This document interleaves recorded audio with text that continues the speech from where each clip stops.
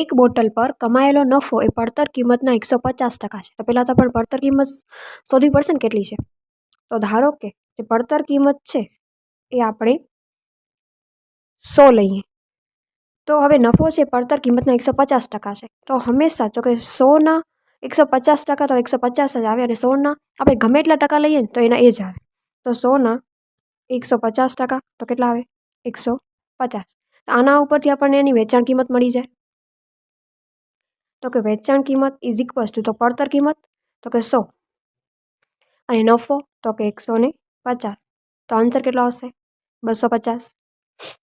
હવે શું પૂછ્યું છે? જો પડતર કિંમત છે એ 60% જેટલી વધી જાય તો પડતર કિંમત કેટલી છે? તો કે 100. તો કે 100ના 60% તો કે 60 જ આવે, અને વધારો થાય છે તો 100 + 60 એટલે કે 160. તો હવે પરંતુ એની વેચાણ કિંમત છે ને એ સમાન જ રહે છે. તો વેચાણ કિંમત કેટલી છે? તો 250. અને આપણને પૂછ્યું શું છે? તો કે નફાની ટકાવારી શોધવાની છે નવા. તો પહેલાં તો આપણને એનો નફો શોધવું પડશે. તો નફો એટલે કે શું થાય? વેચાણ કિંમત માઇનસ પડતર કિંમત. તો કે 250 માઇનસ 160 એટલે કેટલા આવશે? તો કે 90. હવે નફાની ટકાવારી શોધવાની હોય તો એટલે કે જે નફો મળ્યો એ એના છેદમાં પડતર કિંમત જે હોય એની એ. તો નવી પડતર કિંમત કેટલી છે? તો 160. અને ગુણ્યા તો કે 100. ટકાવારી શોધવાની હોય ને તો ગુણ્યા 100 કરવું પડે ને. તો આનાથી કેન્સલ થઈ જશે. અને તો કે 2 વડે આપણે કેન્સલ કરીએ તો કેટલું આવે? તો કે 8. અહીંયા આવશે 5.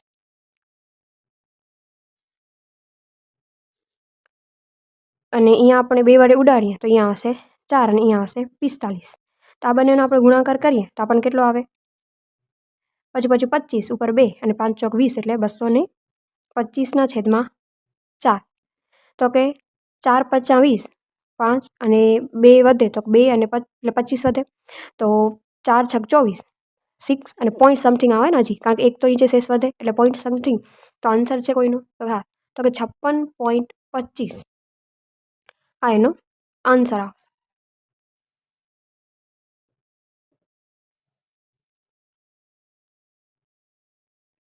આ 2 ક્વેશ્ચન છે એ તમારા લોકોએ સોલ્વ કરવાનું છે, અને આન્સર એ કમેન્ટ સેક્શનમાં ટાઈપ કરી દેવાનો